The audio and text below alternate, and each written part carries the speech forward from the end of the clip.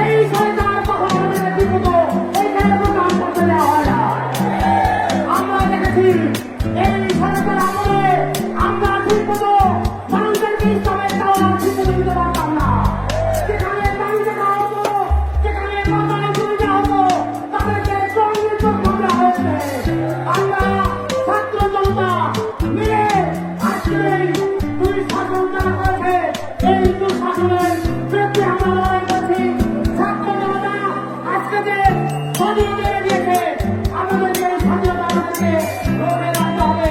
তাই আমাদের এই স্বাধীনতার বিরুদ্ধে যারা এখনো ষড়যন্ত্র করছে, ওই স্বাধীনতা বিরোধী